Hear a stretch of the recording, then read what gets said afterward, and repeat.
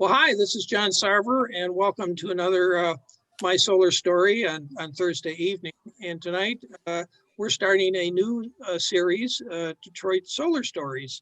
And Diane Van Buren, who sits on the GLREA Board of Directors with me, is going to give you a little background and introduce the presenters. Diane? Well, thank you, John. And it is my great pleasure to be able to participate with the Michigan Solar Stories and be able to bring to the rest of the state what's happening in Detroit. We have many celebrations that we should be having with the solar that we do have in Detroit. And fortunately, we have some vehicles for that. So one is I co-chair a committee in Detroit with the City of Detroit Green Task Force called the Renewable Energy Committee. Green Task Force has been around for maybe 15 years now. It's been quite a while. But just a few years ago, several of us asked, why don't we have a renewable energy committee? There's a water committee, a recycling committee, but there wasn't anything that's specifically addressing renewables here in Detroit. And we knew we needed to have a push. So my solar partner, Diane Cheklich, we have a company called D2 Solar here in Detroit. We agreed to co-chair this subcommittee and work on moving the needle of solar in Detroit. So along the way, we're developing a whole strategy for how churches and nonprofits can be better engaged with hosting a solar site and what are the different financing mechanisms they can do. And then we also had the great pleasure of having someone volunteer to work with us on our committee, Catherine Diggs, who said, what can I do? I'm really interested in this topic. I really want to do more. AmeriCorps student, really deeply engaged, didn't know a lot about solar at the time, but had the enthusiasm that said, I want to do something. She came with helping us with this whole project with the nonprofits and the churches.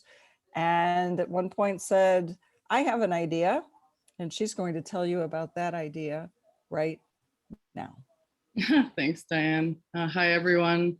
Yeah, so I met Diane Cheklich and Diane Van Buren back in February of last year when I started my LISC AmeriCorps term at Detroit. I was working for environmental justice, and I was hired to do energy engagement work. And as someone who has more of a waste diversion background, I was really just starting to learn about energy. And I thought, why not partner with known solar advocates like the Dianes? And I started working with them at the Renewable Energy Committee. And as time went on, we realized that we really wanted to grow solar case studies, success stories in Detroit to kind of promote the growth of solar energy in the city, knowing that we're only using 1% of our rooftop potential in Detroit and that we have a lot of space to reduce our emissions and improve public health. So I decided to apply for this grant opportunity at the LISC AmeriCorps program, which was basically called an innovation project. And they were offering us $500, which was matched by my organization in order to carry out a small documentary project called Solar Stories of Detroit. And essentially, I partnered with a longtime friend of mine, Alexander De Vega, who's also featured on this call, who was at the time living in Philadelphia, had been living in Detroit for about 5 years doing photojournalism in the city, and decided to come help me with this project in December of 2020 and traveled to Detroit and lived with me for about a month while we did some socially distanced mass fieldwork interviews. And we were lucky enough to get about 10 people to agree to interview with us in person, including Bob Chapman from St. Peter's Episcopal. And we were lucky enough to be able to collect 15 video interviews that are slowly coming out in a YouTube playlist called Solar Stories of Detroit. So today we'll be featuring Bob Chapman and their solar project at St. Peter's Episcopal. Any comments, Alex?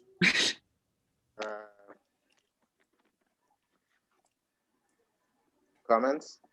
Yeah. As the lead videographer for this project. It's pretty great to see all the different projects in the city. Not just the different projects, but also the different ways that people paid for them. And this is something we're going to be featuring every month now. So Alex, Yeah. we're going to see a lot of you, I think, right? As the time goes on. Most But likely.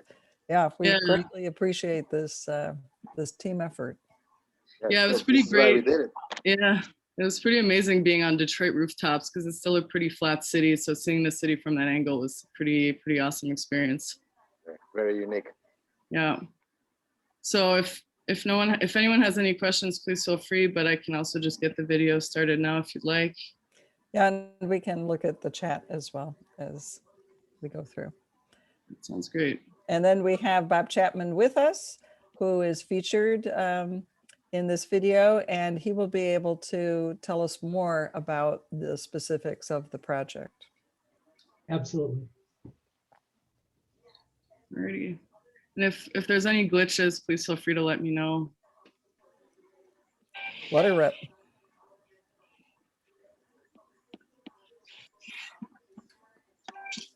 I'm Bob Chapman. I'm a longtime member, 20 years really, of St. Peter's Episcopal Church here, part of the St. Peter's community. St. Peter's itself, the reason I came to it because it seemed to me like a really good experiment in trying to be people's faith into action. And this St. Peter's has a long history of social justice, and it's very ecumenical. And it just seemed like a good fit.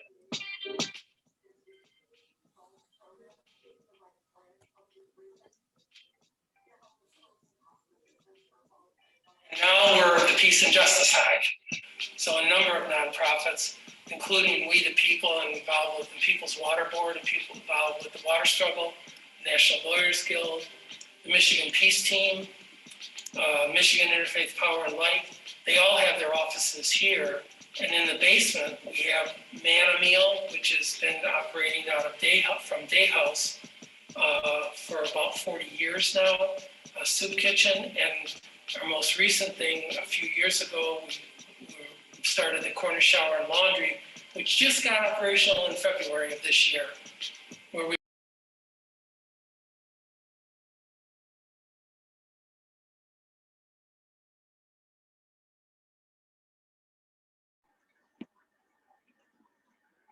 For being awful, it's unnecessary. This didn't have to happen this way. I wrote more than 7 months ago that the smartest thing the NCAA could do is... Somebody needs to mute their speaker, please.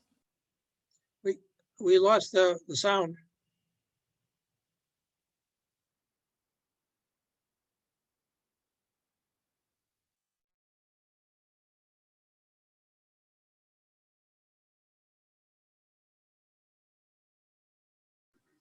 Yeah, we lost the sound from the video. Yeah. Kat, I think we may have to start over again. And would everybody please mute? Oh, no, here it comes. about 5 years. But I've been keenly aware Okay. that solar is not for everybody. And energy efficiency comes first. So before I put panels on my house, I put LED lights in. Should I rewind it a little bit because the sound was lost?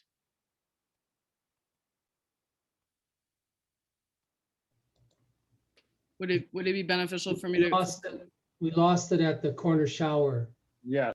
Okay, sorry about that. Yeah, I think it's because I muted myself. I didn't realize I would mute the YouTube as well. That's my bad.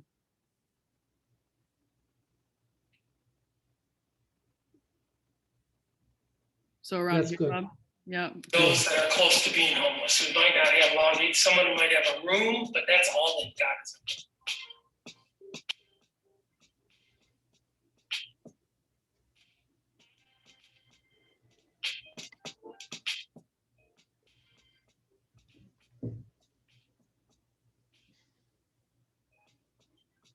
Born in Detroit, went to school in Detroit, have worked most of my life in Detroit, and most of my work has been around energy efficiency and green matters.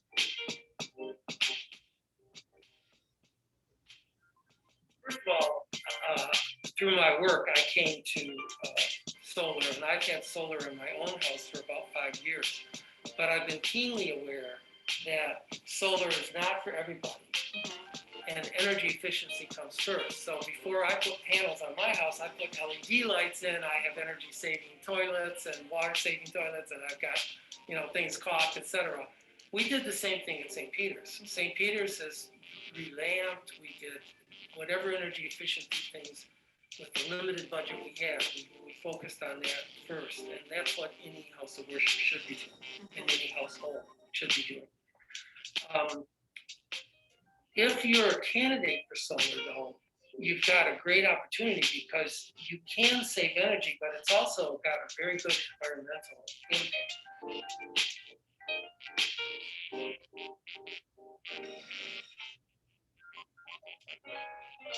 I come out of a Christian tradition, and there's a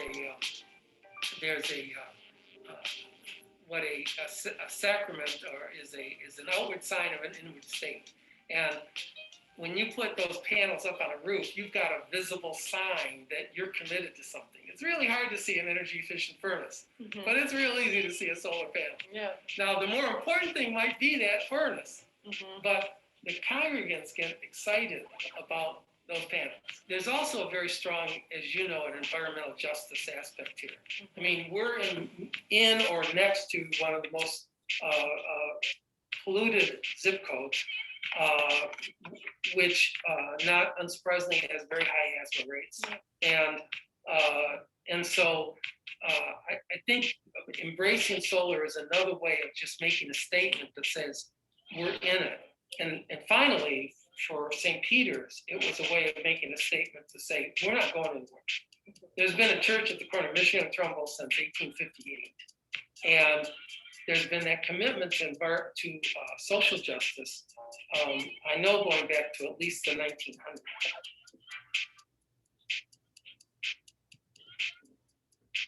This is a 11 kilowatt array, which is actually really pretty small, but the church does everything it can to be energy efficient. So we try to keep the electric bill down anyways.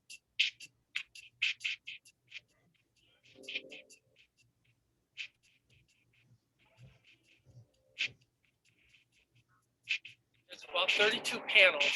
So we're standing on a flat roof. As I told you, we would have preferred to have it on the south side, more visible and actually more powerful, but the Historic Commission didn't want us to do that. So by putting it on the flat roof, it's pretty much hidden from view. This powers enough to about 80% of the power needed for what we call the Peace and Justice Hive, which is the building we're standing on attached to the church itself.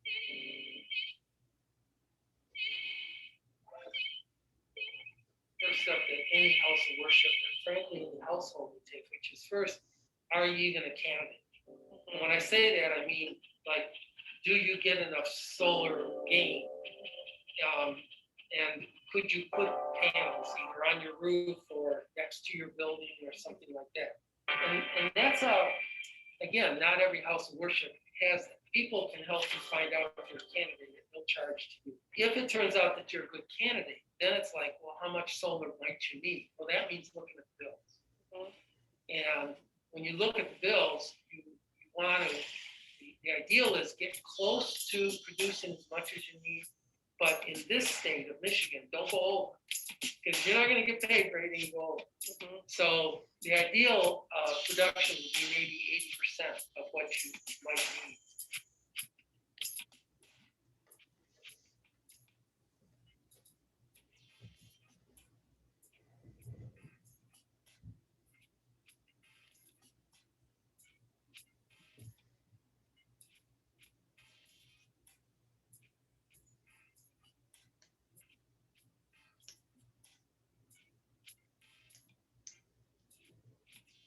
We learned through Michigan Interfaith Power and Light as we're part of a national umbrella. So we knew that there were other houses of worship around the country that had used this thing called a power purchase agreement. Somebody does the upfront cost. Somebody else agrees to pay for the power. A power purchase agreement, in the way that we're doing it, is local, socially responsible investing. We viewed like, well, I don't know. And it's good for the environment, it's good for the church, it's good for the community. And you only have two things. You got your money and your time. Yeah, so we have, I know what I'm trying to do with my time, so this is what we're trying to do with part of it. The whole installation, labor, materials, engineering, design, et cetera, cost $27,000.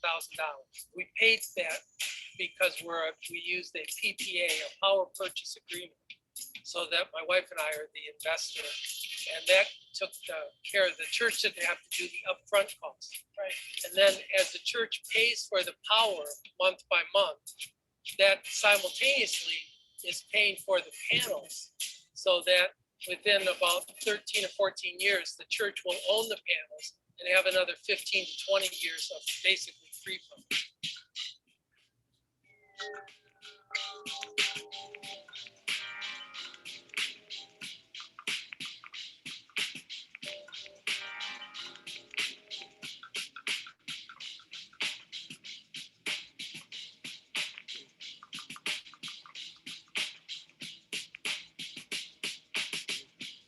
Green power, right? So the church is basically powering 80% of its electricity is coming from renewable resources. Which means a small array of nonprofits in the city are able to receive green power. Exactly. All of the nonprofits that are in this building, including We the People and the Michigan Interfaith Power and Light, is getting its power as green power.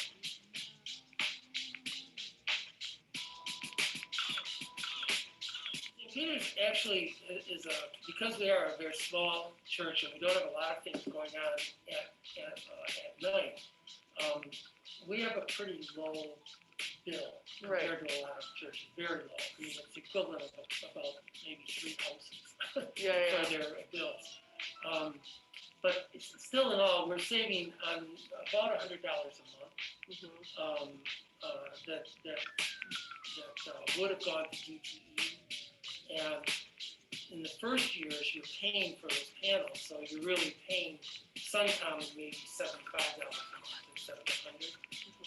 So the church is still getting a break from day one. It's starting to save money, but in 15 years, it'll go from that 100 to more like $200 a month. Right.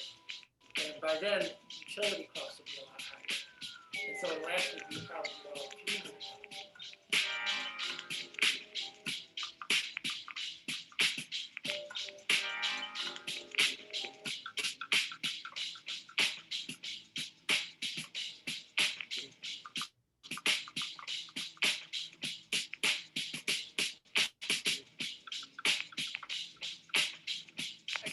About putting our faith in action.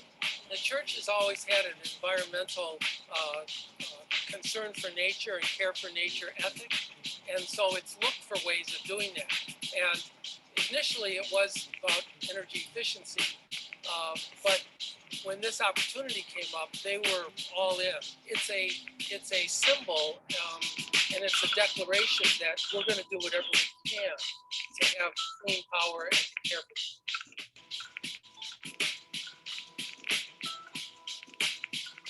I think there's a lot of people who don't maybe understand that renewable is now become affordable.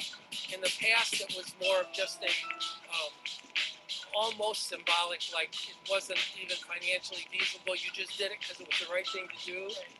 Now, it's got to the point where we've hit a tipping point, and it will pay for itself. But it's also still the right thing to do. And to do a small solar array, someone can say, well, it doesn't really do that much.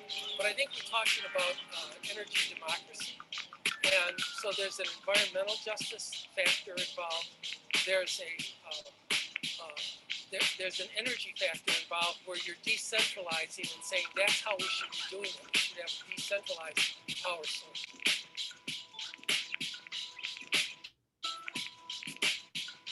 One thing I would say for sure is that a power purchase agreement would work for a lot of nonprofits or for houses of worship. Because if you own the building and if you have the right site, if you're a good candidate for solar, then the problem with initial purchase no longer has to be a problem.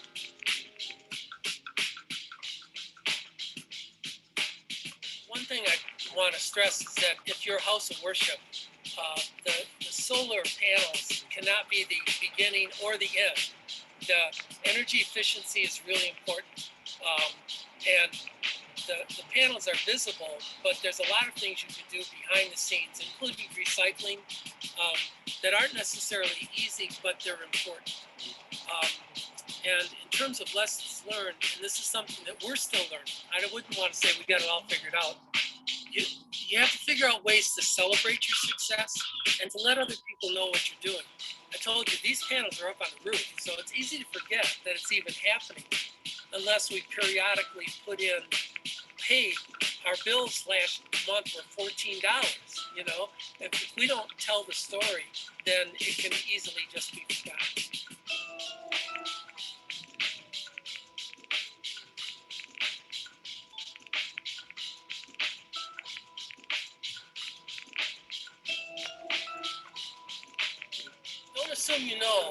Don't assume you know that it's a good thing or a bad thing. Be willing to do the information, get the information, be willing to do the work to find out if you're a good candidate. And then go for it.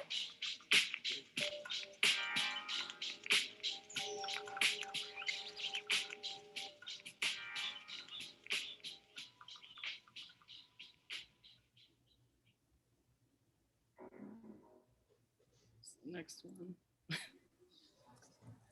That is terrific. So can we bring Bob in now? And Bob, do you have more you would like to add? I think that we have some glitches to work out with the sound and whatnot on how these videos are going to work on Zoom. But the great advantage is that we do have Bob Chapman with us, who can now share the rest of the story. Thanks, Diane. And I see some other faces, names and faces that I recognize and have worked with in the past. So hello to you all that I'm not going to be able to say all right now, but nice to see you all. I want to just say a couple things and then we could get the conversation started. There's people who know more about some of these areas than I do. I guess I got to apologize first for the ill-fitting mask. That was, and I wish that I had had Denise, the pastor there, to tag team this, to focus on the faith issue and about how it is a strong value and ethic within the church. I wish we had tag teamed it. When I was looking in terms of issues, I guess I want to clarify one thing that wouldn't have been clear if you don't know about St. Peter's. What was called the Parish Hall is what we call the Peace and Justice Hive. And the Parish Hall, historically at St. Peter's, had never functioned as what most people think of as a parish hall. I don't think they ever had a bingo game inside the Parish Hall or anything like that. It's always been something related to a number of things of social justice and a number of nonprofits getting started there. But it's all one electrical bill. It's all one electric bill. The Parish Hall, the Peace and Justice Hive, and the church, it's all one bill. And the other thing is a lot of you know about PPA, so I'm not going to get deep into it except till we get into questions. I wouldn't assume that everyone knows a lot about PPAs. Okay. Well, really, my wife and I we felt good about doing this. As you might have heard me say, I know there were some sound problems, but to me, the big thing is this is not just socially responsible investment. This is local socially responsible investment. And it's sort of like, doesn't get any better than that. You know, that's like a triple bottom line kind of thing. Local socially responsible investment. As you might have heard, we couldn't have afforded to donate that money to the church. But we certainly could afford to invest in this, and we could invest in those panels knowing that we will get it back over time. And the way a power purchase agreement works on a small scale, don't ask me about the big scales, because there's some really big scales of power purchase agreements. But on a small scale, a single investor or a group of investors, they really can set the rate of return. They can set anything from 0 to, a higher rate of return. And a number of years, that's a discussion that you would have with where you put the nonprofit or the house of worship that the panels go on. So there's a lot of flexibility and a lot of latitude about how those kind of arrangements can be worked out. The way we did it, we actually started with a little bit lower rate per kilowatt hour than DTE was at the time, so that from the very first month, St. Peter's was saving money. And then, as you might have heard, another big selling point, I think, is that the rate gets locked in. So while you might not know what the utility may be charging you 5 or 6 years from now, you would know what SunCommon is charging. SunCommon was the name that we chose for. It wasn't taken. Can you believe that? It seems like such a good name. We chose for our LLC.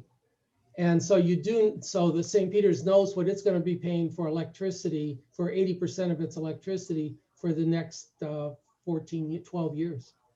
Bob, with Srinergy, they probably gave you the estimate of what the total savings for the church was going to be over the next 25 years. Do you have that number at the top of your head?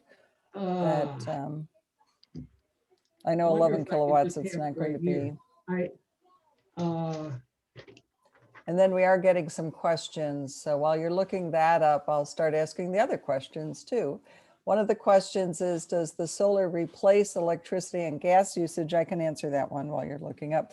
It's only going to be the electric bill that is impacted with the solar panel, and only in the DTE world do they meet, but they don't with solar panels.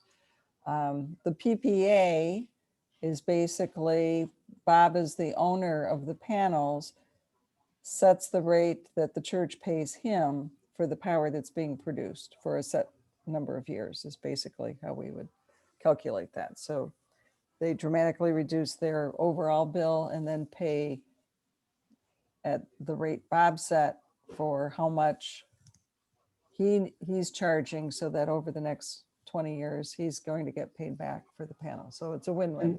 About $40,000 net savings, even after, when the panels are paid for. Total over the time, it'd be about $40,000. That if the church had simply stayed on with DTE, they would have wound up paying $40,000 more over that time for electricity than they're going to pay. Okay, that's quite for 11 kilowatts. That's a huge savings. Yeah, I mean, that's just a big house, really. 11 kW is really just a big house. I know. Yeah, so that's great. And I think that answered one question, how many kilowatts? How many panels again was that? 60, let me think I'm trying to remember the exact number. It was 35 panels now, Bob. Yeah. Yeah, that sounds right. Yeah, I think it's around that many. Thank you. And I think those were the 310 Canadians way back then too. And we would have, I guess if I could too, it really still grinds me that we couldn't put them on the south side, because the south side, that's where the steep slope was. And we would have put a few more panels up too. We wouldn't have gone up to 100%, but we would have put up a few more panels. And the historic commission staff said, no, the commission will never approve it. Now, if you know Corktown, what they've already approved that fits their historic guidelines.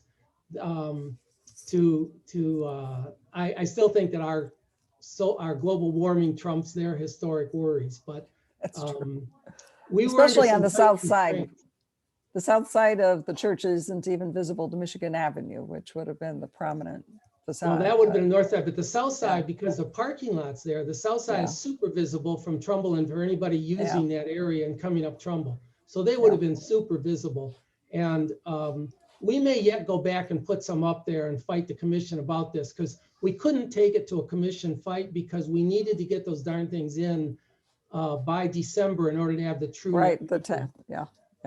Which is another point that we were discussing early, is how Bob slid under the very closing window of net metering. So that helped tremendously in this project. And now, of course, net metering is no longer available. So projects are being sized a little bit smaller now so that they're not necessarily going to have to sell back any excess power at 7.5 cents. So please check the chat, everybody, because Murray has done a great thing of putting the Michigan Interfaith Power and Light website and the a lot of the legal work that was done with Solar Faithful work, which was a few years back, is included now in their resource guide there. So it really does help you walk through how to do a PPA for a nonprofit or a church. Anyone who can't take the tax credit, you can have the system of a power purchase agreement. Yeah, we have Murray a question. did a nice job with that.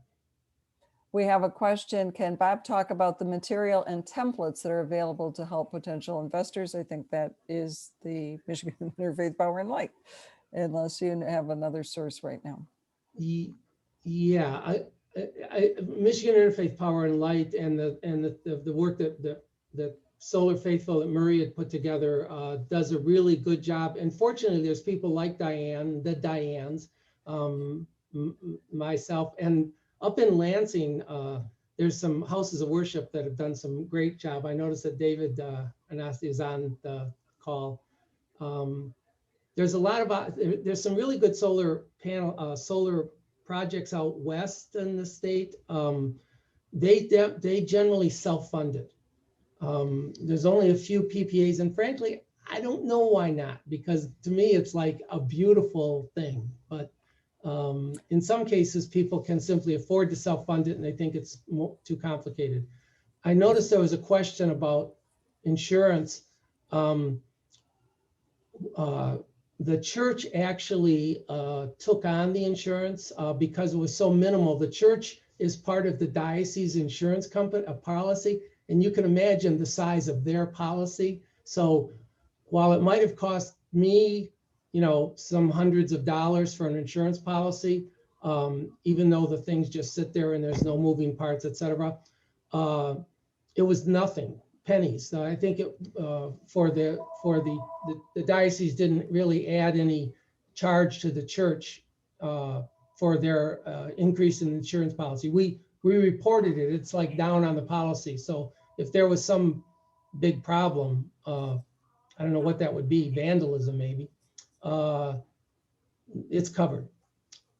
Yeah, no one knows they're there anyway. So Janice makes note of the ASHRAE guidelines. I know with the historic building that I have to put our solar panels on, we actually used Cylindra panels way back in 2009. For those of you who might remember the company Cylindra, because they did not want that roof line exposure of, but it can also be argued that solar panels are not a permanent fixture on a building. And I think they might be more lenient with that these days. Comment about Edgewater United Church of Christ. The information on the PPA, it might be a good opportunity for the April solar talks if people want. Here in Detroit, we are working out how we can do a overall PPA agreement as a group buy with other churches and nonprofits. So that could be a solar talk that we will be sharing. We're working on the final details of how this is going to work for 10 churches here in Detroit. So if there is a lot more interest in the PPA, we can work on that. But again, go back in the meantime to that Michigan Interfaith Power and Light. There's a whole toolkit available on their website that can help you walk through how a PPA works, power purchase agreements. That's coming. Before I miss it, first of all, I want to thank Kat and Alex very much for the questions and the great visuals and the great editing and everything. There were some sound issues this time when you sent it to me, Kat. The sound was great. So maybe that's a Zoom factor that's got to get got to get worked out because the sound is really good. And also, you've got some shots in there that I'm so glad you got them, because they're going to be gone from that roof line in just a couple of years. There's a giant, 7-story hotel that's going to be put up, and it's going to obliterate our sight line for the downtown area. Oh, well, that's, Yeah, yeah. it's called the I was- Godfrey. I was thinking of what a great paste up of buildings. What a beautiful day that was, that Yes, you were able to shoot, and just that backdrop. I mean, you need to have that hanging on your wall. Yeah, great job, Kat and Alex. I But can't the wait to panels, show. the hotel is not going to affect the solar gain. We checked that, and we did. It's not going to affect the solar gain, because we would have been going after the developers if it was. And they did their own engineering study and showed us, no, the shadows don't come that far. Yeah, we're probably on another note. Alex and I will work to address the sound for Zoom meetings. We'll have like a YouTube version and a Zoom version probably for each video.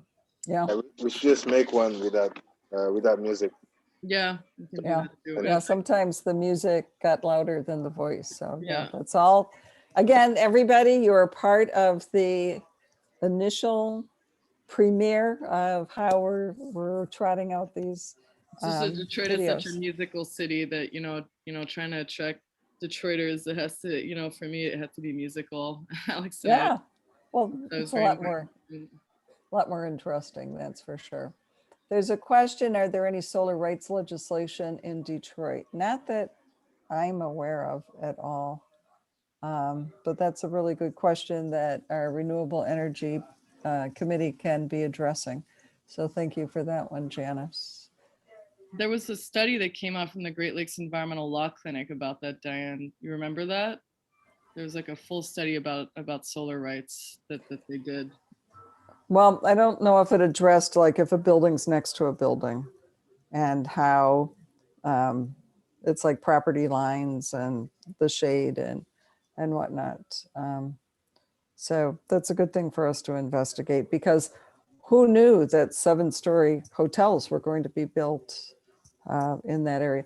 Bob, I don't know if people really appreciate what corner you're on. It couldn't, one of the most iconic corners, Michigan and Trumbull. In fact, when we started recently, that corner shower and laundry, that's what we call it, the corner shower and laundry. And what was Michigan- kitty the corner from you that was also called the old- corner? The old, yeah, the old Tiger Stadium, the old Briggs Stadium, the old Navin Field, the old Navin Bennett Field. Field. Right? I think I got them all. And if anyone hasn't been by there lately, what do you see? What used to be there? What's kitty corner from you now? Now there's the PAL Police Athletic League has there's still a field, but you can't see much of it because there's a big apartments and condos. Condos, yeah, there are condos and And down the street and- at Trumbull, there's some townhouses, and that is only the beginning. Right across the street from us right now, if you were to drive by, there's just some big surface flat parking lots. Within 2 years, 3 years at the most, that's going to be a big parking deck, 400 units of parking to accommodate another apartment building that's just going to go down the street on Michigan Avenue, and some more townhouses. So Yeah. the redevelopment is definitely kicked in for Michigan Avenue. Gentrification is come It has come. Part So, time. yeah, with a vengeance. yeah. And you didn't have a parade this year. Or last year. You could see, I think you all could see the not for sale sign. We did that as a deliberately making it look like a real estate sign. It says not for sale, and in smaller print it says not for sale since 1858. And then it says open house at 10:30 Sunday, every Sunday at 10:30.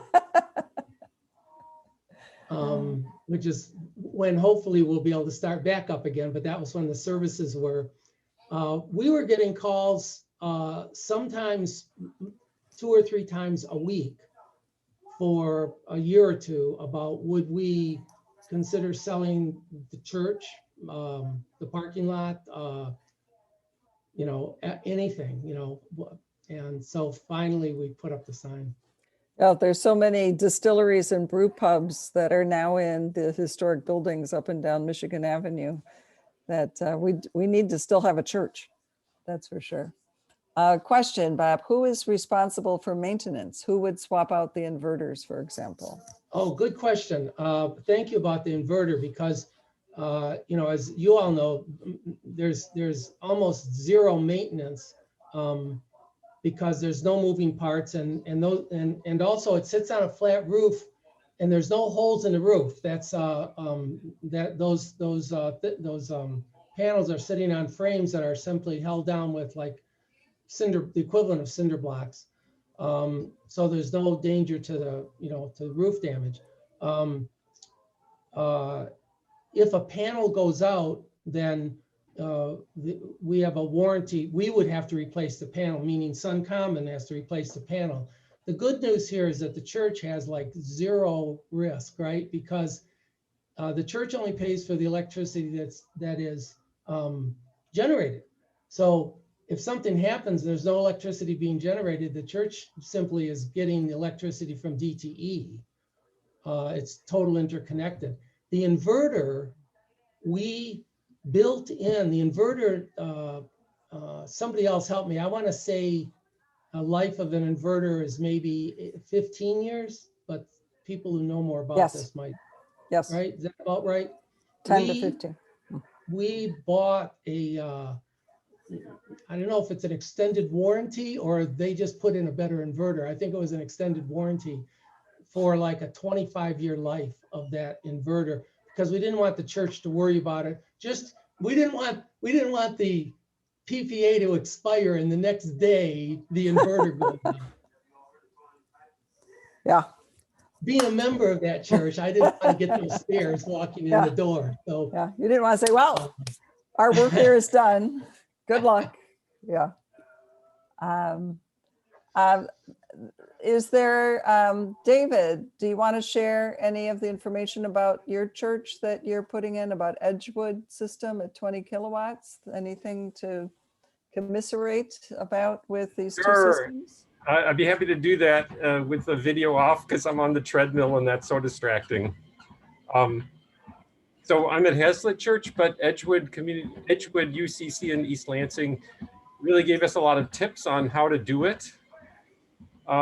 We ended up using the same contractor, Peninsula Solar out of Marquette. There are a lot of contractors around here who do these. We installed a 20 kilowatt, that's the largest we could put in, and it covers about 2/3 of our power requirements. We did do a fundraiser, so it's just great savings for the church. But currently we are working on organizing a group of churches to set up a PPA to benefit a nonprofit, which we haven't figured out, that would be serving underserved communities in Lansing. And so we're really interested in hearing what is going on with Detroit. Looking forward to your April. Okay, well, and I will put my contact information in the chat as well. And I'll add anybody who wants to be a part of that. I'll add you to our regular committee meeting as well. And you can get more information that way as well.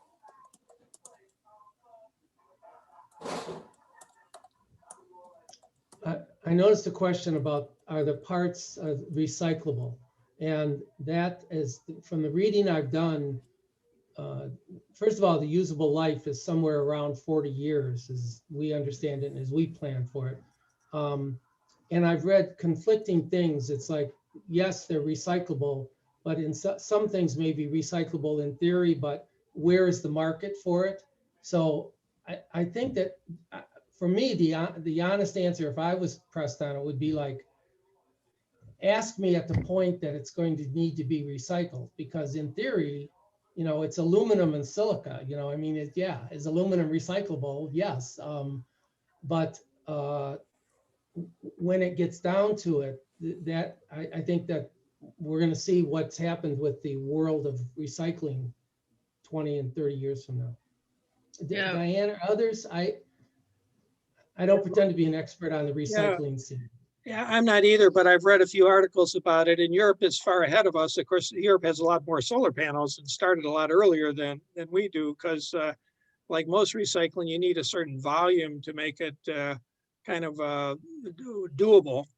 And the other issue, like a lot of recycling too, is they're working on the manufacturers basically to make it easier to recycle the panels. You know, that is true for a lot of products too. If you make it difficult to recycle things, then it's going to be, you know, difficult to put something in place. Apparently, though, there is, I think it's for solar, is the first manufacturer. Okay, Diane shaking her head. Yes. Right, in the United States, that is basically going to take back their panels at the end of their life. Diane, you may have something else to kind of share. First Solar is located outside of Toledo. They have a thin film system that they're using. I've just been researching them for a project for canopies, because they're not really rated for rooftops. They're more for freestanding or for carport kind of things.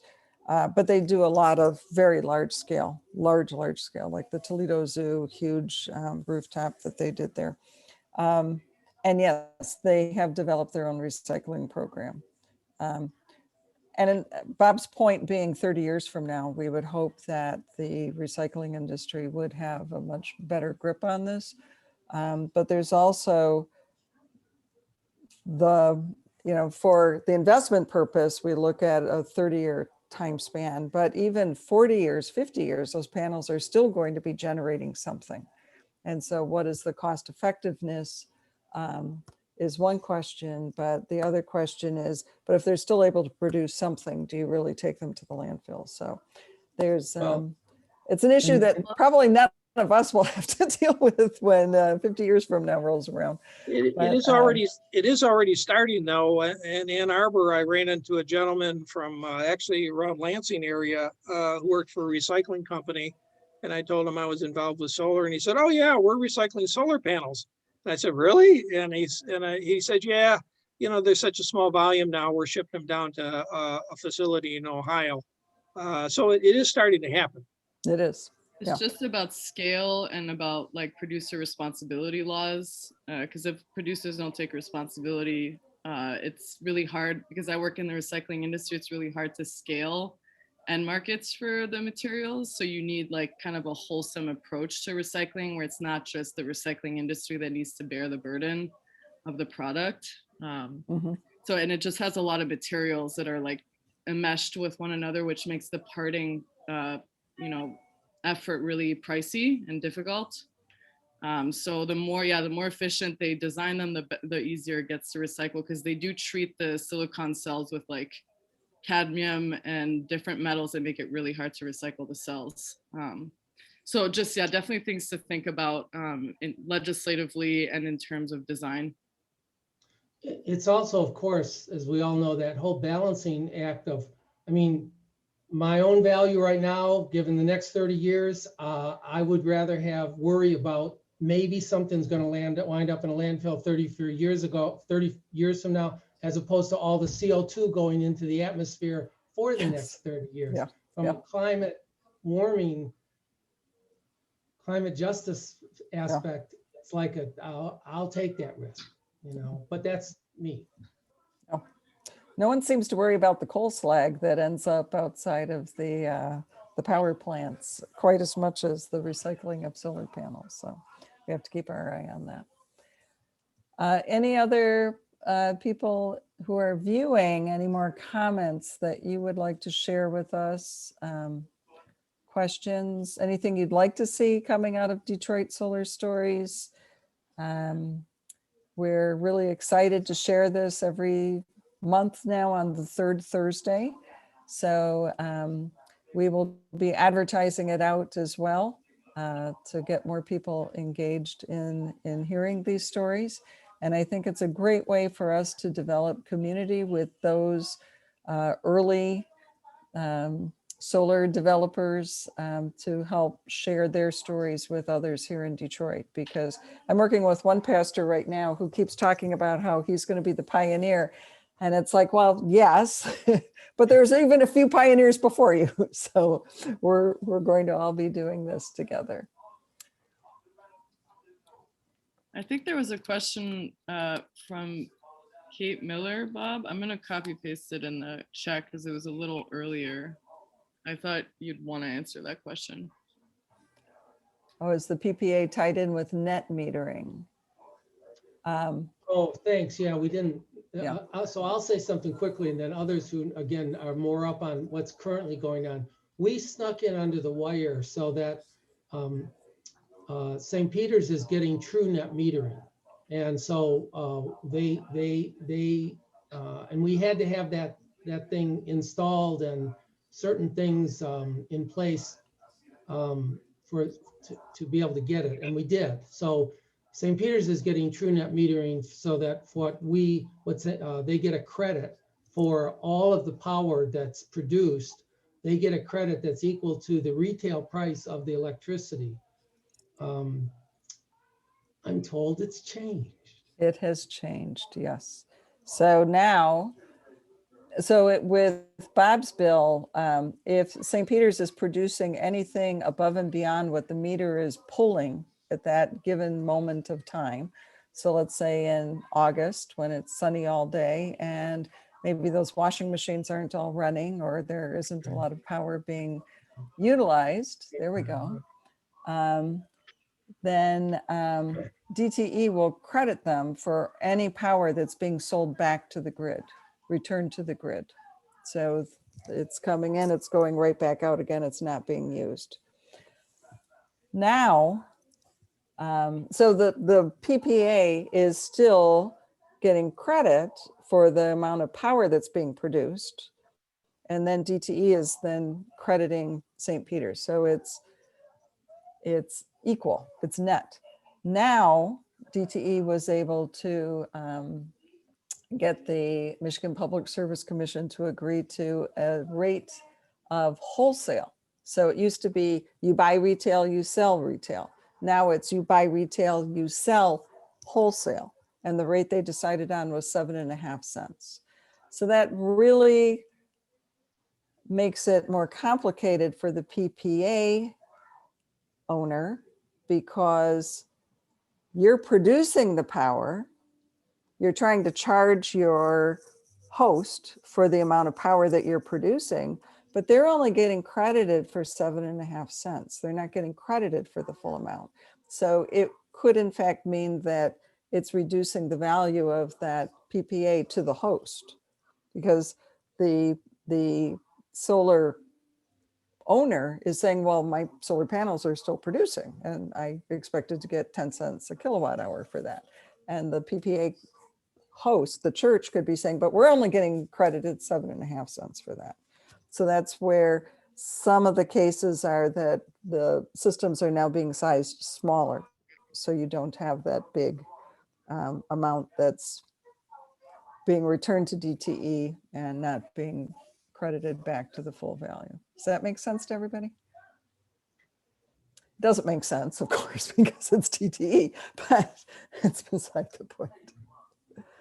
So I don't, that this is something GLREA and John maybe, they track very well all the legislation and all the Michigan Public Service Commission rate cases happening. And I just don't see any time near that.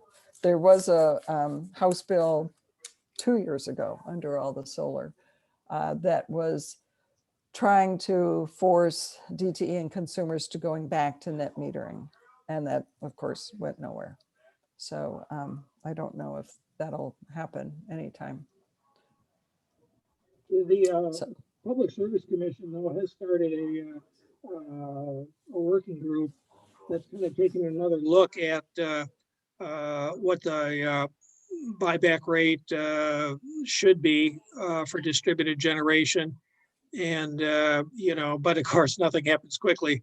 And so they just had the first meeting of this working group, and they've hired a very good firm though that's going to kind of look at the various issues and come up with a report in September, which then will be given to the Public Service Commissioners and the legislature. Now, the fact that a report is done doesn't mean anything will change, of course, but at least the issue is being looked at again, because GLREA and a lot of other folks basically believe that the value of solar is much, much greater than the wholesale rate. It could be and probably is greater than the retail rate. And so some other states have gotten involved in actually figuring out what we would consider a true fair value of solar. And GLREA and a lot of other folks are kind of working on that issue and haven't given up on it, but it's a slow process. Yeah. And so what is the true value of the solar versus the wholesale rate? So, okay. And Kat has given us all the details about the Detroiters working for environmental justice. And one last, Kat, do you want to mention that you're trying to get the letter signed for the 1%?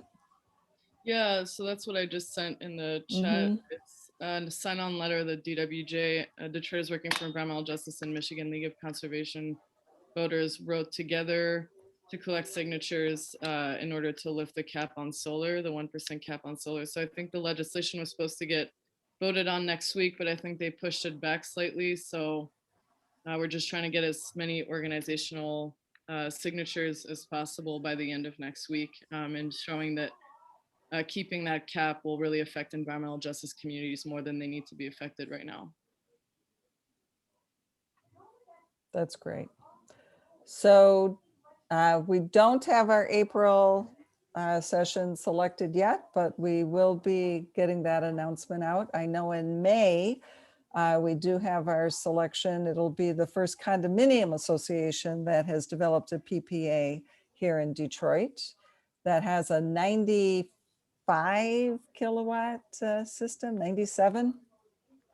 It's quite a large system. So the church, the Hazlitt Church that was mentioned, said that they did the limit of 20 kilowatts. You know, there's the different levels that you can go to for the different 20 kilowatts is the standard cutoff, but you'll get a slightly lower rate if you go higher than the 20 kilowatts. But they, in fact, did a 98 kilowatts. So that'll be the May. And it's a big condominium that was the Willys Jeep company back in the World War II era. That's now a condominium right in the Cass Corridor. So you're also going to get a little tour of Detroit every time you come and join us on our Detroit Solar Stories on the third Thursday of each month. So we want to thank John Sarver for giving us this opportunity to share with everyone our solar stories, and we look forward to more to come. Thank you, Diane and Kat and Alex and Bob. Very interesting presentation. And next week, we're going to have a energy Q&A session on Thursday at 7 o'clock, which is an open discussion. So if you have questions, a lot of people have questions about solar energy and energy, come to the session next Thursday. And thank you for everybody for participating. With that, I'm going to end the recording.